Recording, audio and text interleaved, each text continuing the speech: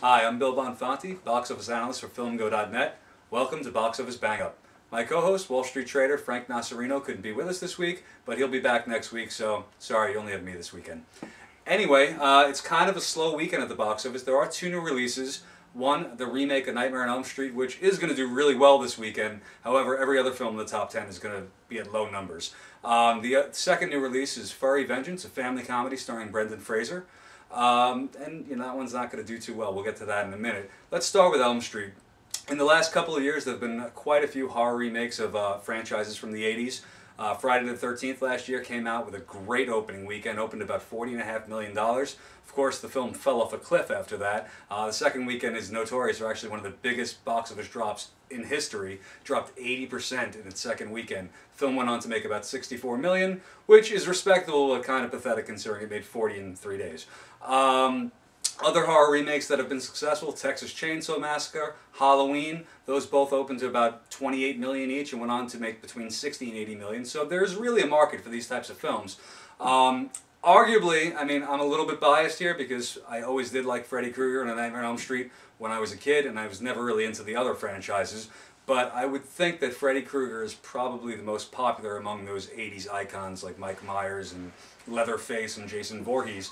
But again, I could be biased. The thing that Friday the 13th had going for it that Elm Street does not, Friday the 13th actually had the opening day of Friday the 13th. It opened February 13th last year, and that definitely added to the box office, people running out on Friday the 13th to see Friday the 13th. So Nightmare on Elm Street doesn't have that cachet. However, what Elm Street does have that the other films do not, Freddy Krueger is not a character that you can cast lightly.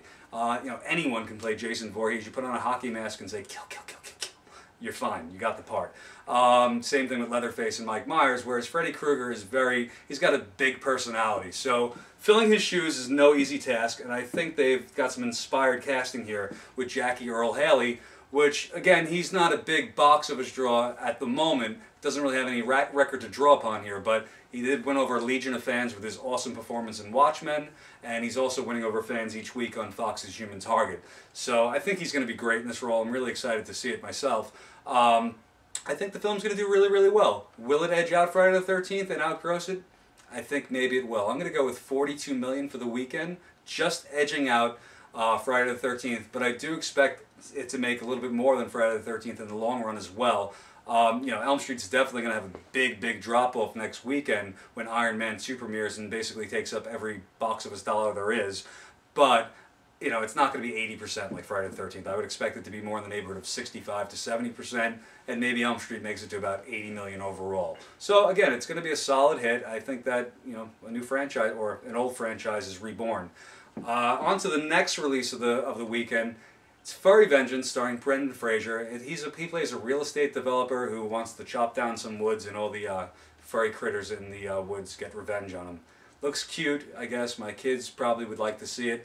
Honestly, it's one of those movies I would avoid like the plague, so I'm not taking them to see it, and I think other parents are going to follow suit with that. It just looks kind of painful for adults. It's really interesting for the fact that Brendan Fraser, his biggest box office has been in action-adventure films such as the Mummy series and Journey to the Center of the Earth, and his biggest critical successes have been small dramas like The Quiet American or Gods and Monsters or even Crash. So the question that I have is, why does this guy keep making family comedies that fail at the box office? This is actually like his 6th or 7th attempt at making a family comedy.